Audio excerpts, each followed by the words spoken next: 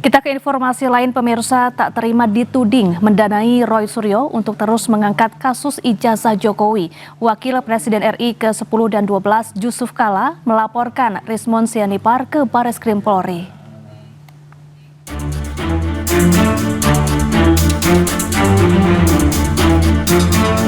Kasus fitnah ijazah Jokowi kian bergulir dan terus menyenggol banyak nama.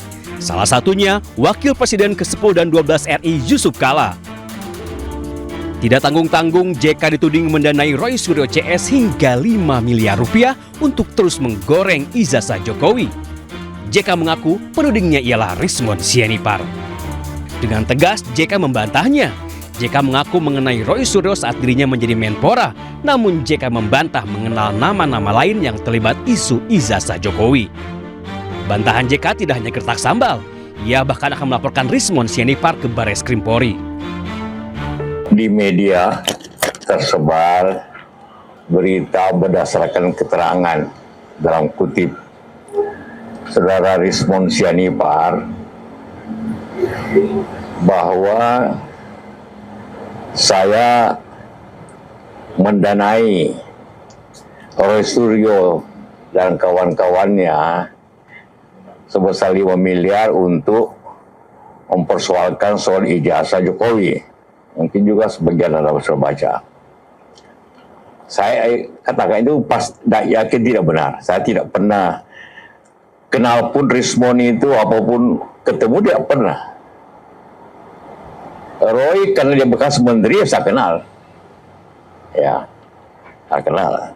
Tapi yang lainnya tidak. Polda Metro Jaya telah menetapkan 8 tersangka dalam kasus fitnah ijazah Jokowi. Salah satunya Roy Suryo, Rismon Sianipar, dan Dr. Tifa. Sementara berkat restoratif justice, status Egy Sujana dan Damai Hari Lubis sebagai tersangka telah gugur. Tim Liputan Ainus melaporkan.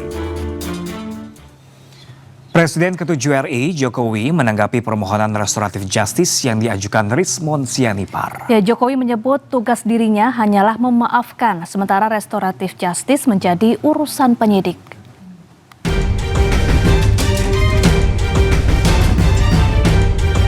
Kasus fitnah ijazah Jokowi belum juga usai setelah Rismon Sianipar meminta maaf kepada Jokowi. Tak lama ia mengajukan permohonan restoratif justice. Jokowi menanggapi permohonan Rismon. Presiden ke-7 itu menegaskan jika kewenangan pemberian restoratif justice bukan urusannya, namun urusan penyidik Polda Metro Jaya. Restoratif justice itu adalah kewenangan Polda Metro Jaya, adalah kewenangan para penyidik. Saya hanya hadir ke saya, Pak Rismon Sianipar, kemudian minta maaf dan saya maafkan udah. Dan selanjutnya itu yang ngurus penasihat hukum saya. Di sisi lain, setelah mati-matian menyebut ijazah Jokowi palsu, Rismon akhirnya mengakui ada kekeliruan dalam penelitiannya. Rismon lalu mengajukan permohonan restoratif justice. Gayung bersambut 4 pelapor dalam kasus fitnah ijazah Jokowi menyetujui permohonan Rismon. Jadi intinya saya jelaskan tadi bahwa ini murni karena memang temuan saya yang memang nanti saya akan tulis supaya bisa dipertanggungjawabkan di depan mereka-mereka yang mengetahui, mereka-mereka yang memang memiliki latar belakang pengetahuan di bidang digital image processing maupun digital forensik. Itu akan saya bukukan. Dalam nikahan kasus fitnah ijazah Jokowi, Rismon bukan orang pertama yang mengajukan permohonan restoratif justice. Januari lalu, Egy Sujana dan Damai Hari Lubis sudah lebih dulu melakukannya hingga dikabulkan. Polda Metro Jaya akhirnya menerbitkan penghentian penyidikan atau SP3.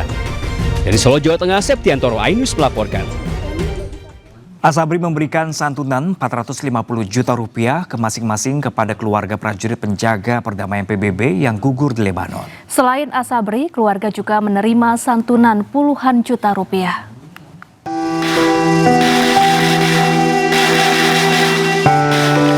Serka Anumerta Muhammad Nur Ihwan, salah satu prajurit penjaga perdamaian yang gugur di Lebanon, dimakamkan di kampung halamannya di Taman Makam Pahlawan Giri Darmoloyo, Magelang, Jawa Tengah. Usai pemakaman, Direktur Hubungan Kelembagaan Asabri, Haidir Abdurrahman, menyampaikan santunan yang menjadi hak prajurit yang gugur. Santunan 450 juta rupiah untuk masing-masing keluarga 3 prajurit yang gugur dapat membantu keberlangsungan pendidikan anak-anak korban. Menyampaikan hak kepada para almarhum karena beliau meninggal di medan laga, jadi statusnya adalah sebagai prajurit yang gugur, yang kepada masing-masing akan diberi santunan sebesar 450 juta rupiah. Sementara untuk korban luka yang masih dirawat di luar negeri, Asabri akan menanggung seluruh biaya pengobatan jika telah pulang ke tanah air. Keluarga ketiga prajurit yang gugur juga mendapatkan santunan dari sejumlah pihak puluhan juta rupiah. Dari Magelang, Jawa Tengah, Didi Dono Hartono, iNews melaporkan.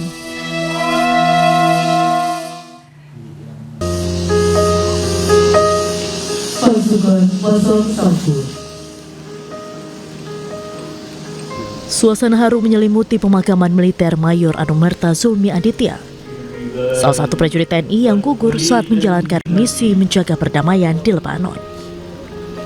Pemakaman digelar secara militer dengan dipimpin oleh Panglima TNI Jenderal Agus Subianto di Taman Makam Pahlawan Cikutra, Kota Bandung, Jawa Barat. Sejumlah pejabat TNI juga hadir di pemakaman untuk memberikan penghormatan terakhir kepada almarhum.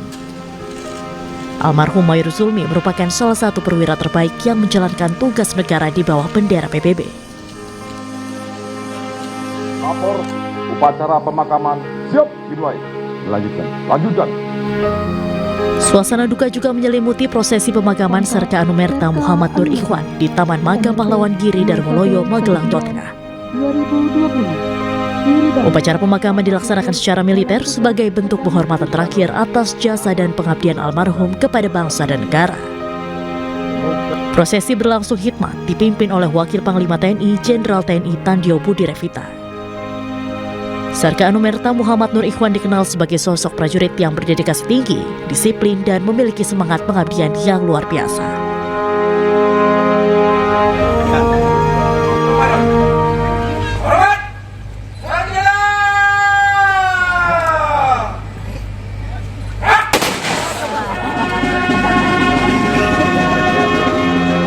Sementara itu, isak tangis mewarnai pemakaman Kopda Anumerta Farizal Ramadan di Taman Makam Pahlawan Giripeni, Wates, Kulon Progo, Yogyakarta, Minggu pagi. Tembakan salvo mengiringi penurunan peti jenazah ke liang lahat. Begitu selesai liang lahat ditutup tanah, Fafa Nur Azila, istri Kopda Anumerta Farizal Ramadan, langsung mendekati makam. Isak tangisnya pun tak terbendung, bahkan pendamping sesekali memberikan oksigen. Prosesi pemakaman Kopda Anumerta Farizal secara militer berlangsung secara khidmat yang dipimpin oleh Letjen TNI Chandra Wijaya, Asisten Kebijakan Strategis dan Perencanaan Umum Panglima TNI. Tim Liputan iNews melaporkan.